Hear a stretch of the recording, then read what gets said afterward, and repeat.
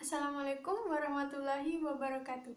Saya Ilmeka Handayani dengan NPM 5200411217.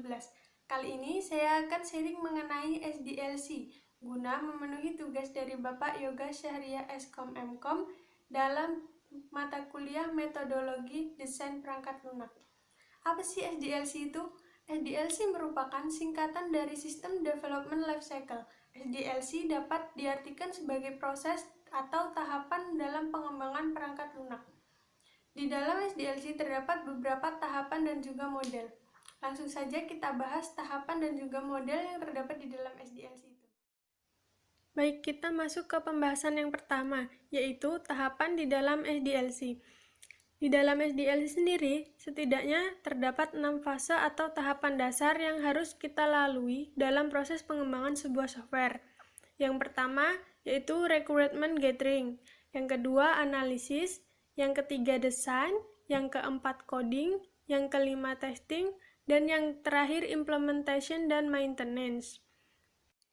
Saya akan bahas satu persatu dari semua tahapan ini. Yang pertama yaitu tahap planning. Yang namanya planning merupakan tahap perencanaan kan? Di dalam tahap planning ini biasanya akan dihadiri oleh product manager atau tim senior. Mereka akan mengumpulkan masukan dari pelanggan, tim penjualan, hasil survei pasar, dan masukan dari pakar-pakar di dalam bidangnya. Informasi ini yang nantinya kita gunakan untuk merencanakan pendekatan proyek dasar dan juga untuk melakukan studi kelayakan produk di bidang ekonomi, operasional, dan juga teknis. Apa saja sih yang dibahas pada tahap ini? Ada banyak hal sebenarnya yang dibahas di dalam tahap ini. Contohnya seperti mengidentifikasi masalah, mengidentifikasi nilai bisnis, analisis kelayakan software, membuat rencana kerja, sumber daya, biaya, waktu, dan hal lainnya. Setelah tahapan perencanaan dan analisis selesai, selanjutnya adalah membuat dokumentasinya. Ini biasanya dibuat dalam sebuah bentuk SRS dan BRD. Pasti bertanya-tanya kan, apa itu SRS dan BRD? Ya, SRS merupakan singkatan dari Software Requirement Specification. SRS adalah dokumen yang berisi tentang semua kebutuhan fungsional dan non-fungsional serta teknik dari software yang akan dibangun atau dikembangkan. SRS biasanya dibuat oleh seorang developer. Sedangkan BRD merupakan singkatan dari Business Requirement Document. Dokumen ini berisi spesifikasi fungsional software dan semua kebutuhan atau persyaratan yang diajukan oleh user atau klien. Kalau SRS dibuat oleh seorang developer, maka BRD biasanya dibuat oleh seorang business analysis atau sistem analisis.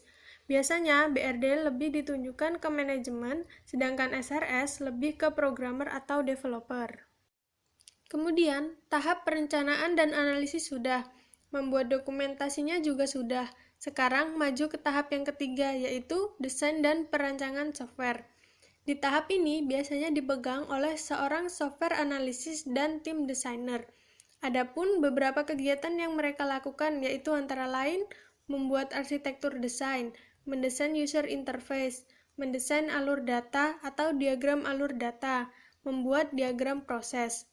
Karena semua yang dibutuhkan telah siap, sekarang masuk ke tahap yang keempat, yaitu development atau pembuatan software. Aktor yang berperan di dalam tahap ini tentu saja seorang programmer atau software developer. Hasil akhir di tahap ini adalah sebuah shortcode untuk software yang dibuat tadi. Setelah softwarenya selesai dibuat, ternyata prosesnya tidak berhenti di situ, karena kita perlu mengetes softwarenya terlebih dahulu. Pihak yang bertanggung jawab di tahap ini adalah seorang software developer tester atau QA, Quality Assurance. Seorang tester bertanggung jawab untuk memastikan software yang dikembangkan bekerja sesuai dengan requirement. Sekarang, kita masuk ke tahap yang terakhir. Setelah softwarenya selesai dites, maka software siap dideploy atau dirilis ke pasar. Maintenance artinya pemeliharaan software. Jadi, ketika software sudah dirilis ke pasar, tetap harus dilakukan pemeliharaan. Maintenance di sini meliputi perbaikan bug, upgrade versi software, dan penambahan fitur-fitur yang baru. Itulah tahapan-tahapan yang terdapat di dalam SDLC. Kita sudah tahu apa itu SDLC dan apa saja tahapannya. Di dalam dunia kerja, sebenarnya ada banyak model SDLC yang diterapkan. Berikut beberapa model yang sering digunakan. Yang pertama yaitu waterfall model. Waterfall ini merupakan pendekatan SDLC paling awal yang digunakan untuk pengembangan perangkat lunak. Hal ini juga disebut sebagai model SDLC linear sequential. Hal ini sangat sederhana untuk memahami dan menggunakannya dalam mengimplementasikan sebuah sistem. Dalam model waterfall, setiap tahap harus berurutan dan tidak dapat meloncat ke tahap berikutnya. Harus menyelesaikan tahap yang pertama dulu, baru bisa ke tahap yang kedua, dan seterusnya. Yang kedua yaitu Agile Development Model. Agile Development ini sebuah filosofi dan serangkaian panduan untuk mengembangkan sistem informasi di dalam lingkungan yang sering berubah-ubah dan dapat digunakan dengan metodologi pengembangan sistem apapun. Metodologi Agile ini sebuah filosofi tentang bagaimana membangun model, beberapa di antaranya formal dan detail, namun yang lainnya hanya berupa sketsa dan sangat ringkas. Yang ketiga yaitu Scrum Model. Scrum pada dasarnya merupakan salah satu komponen dari metodologi pengembangan sistem agil. Akhir-akhir ini, Scrum mulai marak diimplementasikan di perusahaan IT di Indonesia. Dikarenakan maraknya perusahaan IT mengimplementasikan Agile Development, Scrum menguraikan proses untuk mengidentifikasi dan katalogisasi pekerjaan yang perlu dilakukan, memprioritaskan yang bekerja dengan berkomunikasi dengan pelanggan atau wakil pelanggan, dan pelaksanaan yang bekerja menggunakan rilis iteratif dan memiliki tujuan utama untuk mendapatkan perkiraan berapa lama development akan dilakukan. Yang keempat yaitu iteratif model. Dalam iteratif model SDLC, proses iteratif dimulai dengan implementasi sederhana dari komponen kecil dari software sampai dengan meningkatkan versi dari sebuah software dengan update-updateannya sehingga software siap digunakan ke user. Di setiap iteratifnya, perubahan baik desain maupun fungsi ditambahkan. Ide dasar di balik metode ini adalah untuk mengembangkan sistem melalui siklus berulang atau iteratif, dan di dalam porsi kecil di setiap update-annya. Yang kelima yaitu spiral model. Model spiral SDLC merupakan sebuah metode penggabungan antara iteratif model dengan waterfall model.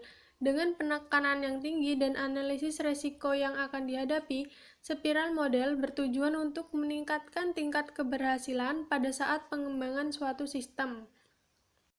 Dan yang terakhir yaitu V-model. V-model merupakan model SDLC di mana pelaksanaan proses yang terjadi secara berurutan dalam bentuk V. Dikenal juga sebagai model verifikasi dan validasi. V-model merupakan perluasan dari waterfall model dan didasarkan pada asosiasi dari fase pengujian untuk setiap tahap pengembangan yang sesuai. Ini berarti bahwa untuk setiap fase tunggal dalam siklus pengembangan, ada tahap pengujian terkait langsung. Ini adalah model yang sangat disiplin dan tahap berikutnya dimulai setelah selesainya tahap sebelumnya. Dan itulah beberapa model-model yang banyak digunakan di dalam SDLC yang dapat kalian gunakan juga dalam mengembangkan sebuah software. Baik, cukup sekian sharing dari saya kali ini mengenai SDLC. Semoga bermanfaat dan berguna bagi yang menonton. Dan saya ucapkan terima kasih yang telah menonton video saya hingga selesai. Mohon maaf bila ada kesalahan kata maupun informasi. Sekian, wassalamualaikum warahmatullahi wabarakatuh.